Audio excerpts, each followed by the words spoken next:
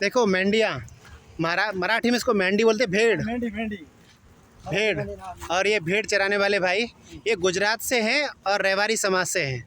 अच्छा ये भाई साहब ये बताइए, हाँ। आपका मूल उद्गम स्थान कहाँ पे है? क्या आप शुरुआत से गुजरात से रहते आए कि कहीं बाहर से आए थे? पहले हम शुरुआत से थे राजस्थान में, जैसलमेर जिले की। अच्छा जैसलमेर से थे। हाँ, बहुत साल हो गई, करीब करीब नहीं हुआ तो कोई 500-700 साल के पहले हम राजस्थान जैसलमेर जिले के थे। हाँ, हाँ, हाँ, तो वहीं का आक्रमण किया, वो मुसलमान राजा था, हाँ, हाँ। उसने रबारी की जो बेटी थी हाँ, उसके ऊपर उसका ख्याल किया। अच्छा तो अच्छा अच्छा। वो टाइम में जैसा उसको ख्याल किया तो रबारी ने उसको बोला कि भाई एक काम करो, हमको तुम 8 महीने की 6 महीने की हमको मुदत दो, तो हम फिर तुमको अगर बोलेंगे।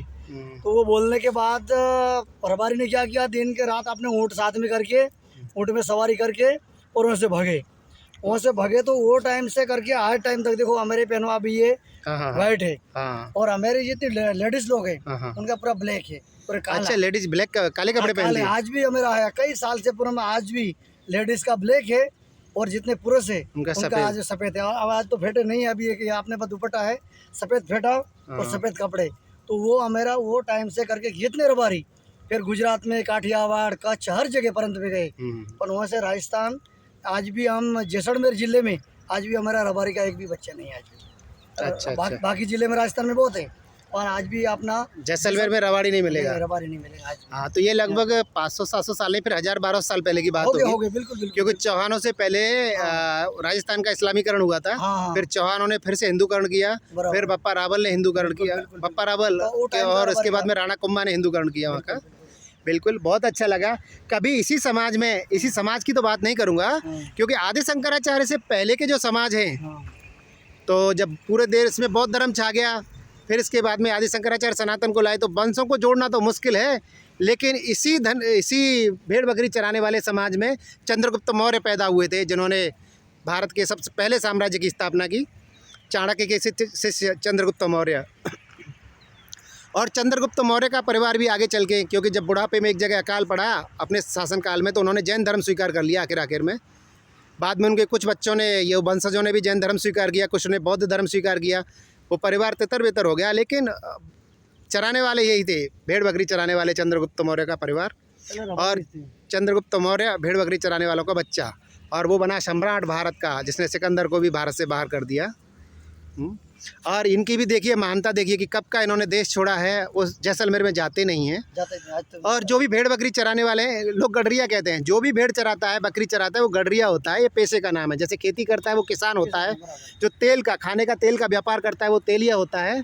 इसी तरीके से जो भेड़ बकरी चराता है वो गडरिया होता है। और इनमें कई कास्ट हैं, जैसे उत्तर प्रदेश में धनगर है और निखर है, और महाराष्ट्र में धनगर है, मध्य प्रदेश में है धनगर हैं, राजस्थान में गायरी बोलते हैं, देवासी भी बोलते हैं, और गुजरात में भरवाड़ है और रेवारी है, और क्या बोलते हैं जी?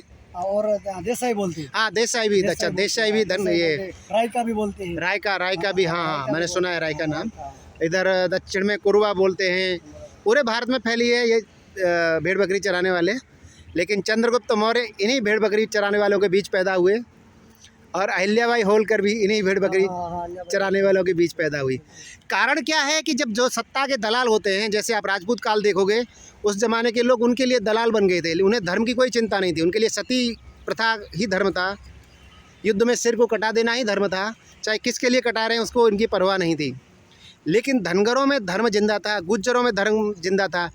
इसका कारण ये था कि जब भी ये रेवड़ चराते थे, जैसे समूह में चरा रहे हैं, तो एक इनका यहाँ, एक यहाँ से 2 किलोमीटर दूर है, तो ये गाना गाते थे। गाना किसके? रामायण के गाने गाए जा रहे हैं। तो उसने यहाँ पे रामायण का एक दोहा लिया, वहाँ सुनाया, फिर उसने उसका जवाब दिया उस दोहे का, फिर वहाँ से वहाँ गया। तो इनके खेमों में जो भी जो रेवड़ थी, जो भेड़ बकरी चराते रहते थे, आपस में ही रामायण का प्रचार होता रहता था एक दूसरे के द्वारा। ऐसे ही गुज्जरों में होता रहता था। एक गुज्जर ने ये गाना गाया तो दूसरे ने उसका जवाब वहाँ से दिया जोर की आवाज़ में।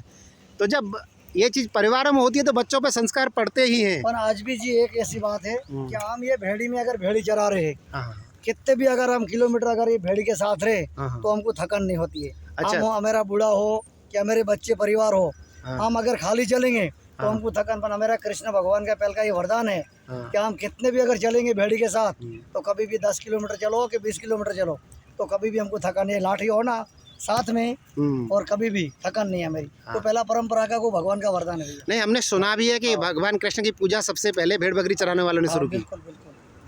मैं किसी जाति विशेष का नाम इसलिए नहीं ले रहा कि धनगर कहूँ बराबर। कि निखर कहूँ कि कुरबा कहूँ, लेकिन इतना पता है कि भेड़ बकरी चराने वालों ने शुरुआत की थी किया था। कृष्ण की। फिर और सांबड़ जात का वो रबारी था। अच्छा उसने पहले ये ऊँट का जब भी भाई कृष्ण भगवान ने पार्वती जी ने उत्पादन किया तो उनके 5 पाँव थे। अच्छा अच्छा अच्छा 5 पाँव था तो वो एक ही जगह बैठा था, तो एक ही जगह बैठा रहता था, उनको बैठना गमता नहीं था। तो भगवान से प्रार्थना किया कि भाई इसके अभी 5 पाँव चल नहीं सक रहा है, मैं क्या करूं? तो भगवान जी ने उसको वरदान दिया। आज भी ऊँट का अपन ऊपर में से धुआं जैसे बोल रहे, वो 5वां पाँव है, उसका घुटना हो गया ऊपर और 4 पाँव हो गए। वो भी भगवान का वरदान है। वो चरवाई ने बोला था मेरे को 4 पाँव होना, कुछ चलेगा तो मैं भी घूमूंगा, कुछ देखूंगा, तो 5 पाँव से क्या देखूंगा मैं। वो भी पहले अपनी जाति का वो वरदान है पहला। अच्छा अच्छा, नहीं यही कहा जाता है कि सबसे पहले भेड़ बकरी चराने वालों में कृष्ण की पूजा शुरू हुई।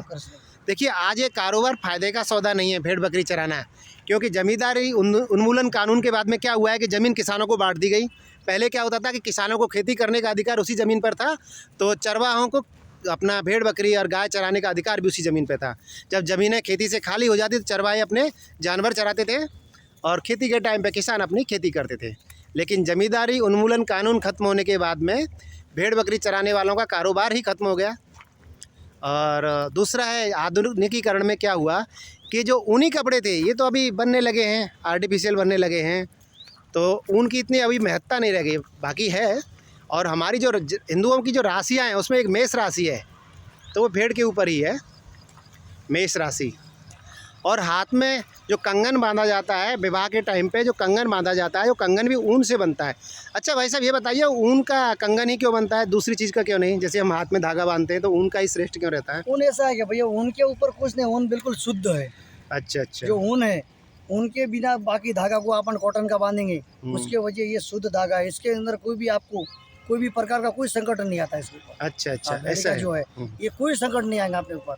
कभी कोई चलो कोई काल है, कभी शुभ है, कभी क्या है, मुहूर्त है क्या नहीं है, तो भी ये धागा अपने हाथ में है, तो तुमको कोई भी उसको मुहूर्त की जरूरत नहीं है। अच्छा, यानी कि भेड़ के ऊन का धागा हाथ में है तो मुहूर्त की जरूरत नहीं है, कोई जरूरत नहीं है। कभी भी कोई भी शुभ कार्य कभी भी कर लीजिए, कभी भी करो बस। अरे वाह, ये पहली बार सुना, अच्छा लगा मुझे।